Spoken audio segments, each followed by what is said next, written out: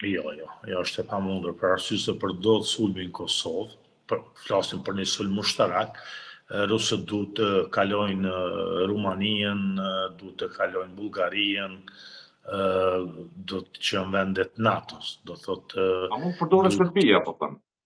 Jo, s'mund të përdorë, se duhet për të ardhur në Serbi duhet vit, ose nëpër Hungari, ose nëpër Rumani, ose Bullgari, ose nga mali i zi, është e pamundur. Krejt çka ndodh është, edhe është duke ndodhur, është ajo politika e krijimit kaosit, që zoti Putin e ka sponsorizu, ato milionët që janë shpërndar, ato 450 milion, ende janë në qarkullim.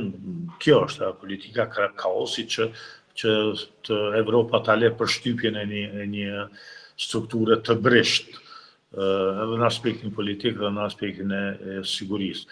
Përndryshe, lufta në Ukrainë ka tregu shumë çka. Ka tregu se teknologjia ushtarake ruse, logjistika tyne, inteligenca ushtarake, jo inteligenca e informimit, po inteligenca e krijimit, do thotë artit ushtarak të planeve, strategjisë, është le shumë për të dëshiruar në raport me Evropën, le shumë për të dëshiruar. Dhe dështim një superfuqi bërthamore është dashur të harroj Ukrainën, të harroj. Ukraina do ishte harruar shumë shpejt. Ukraina nuk ka pas kapacitet ushtarak as 70% sa ka pas Iraku, kur është sulmuar nga Shtetet e Bashkuara të Amerikës në të dyja herët. Ajo punë ju e dini sa shpejt ka mbaruar. Dhe ajo ka qenë një dështim total. Tani Ukraina është duke luftuar kundër rusëve me teknologjinë dhe dijen e perëndimorëve. Po pranoj po them në këtë film shkurt kajtasi, edhe kjo punë ka përfundu. Kjo punë ka përfundu.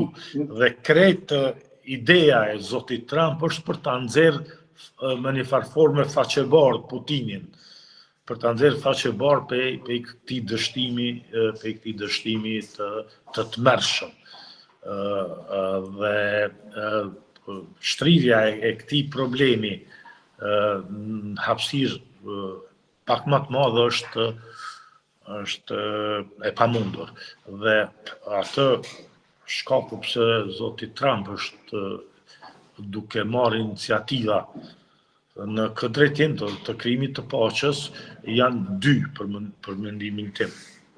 E para është ai prestigji i tij, ai dëshiron ta kryejë përshtypjen e njeriut i cili dëshiron paqen në botë, dhe po ta shikosh pak më thellë shpirtin e tij, del se ai është ky person, dhe e dyta është krijimi i një balanci strategjik në raport me Kinën.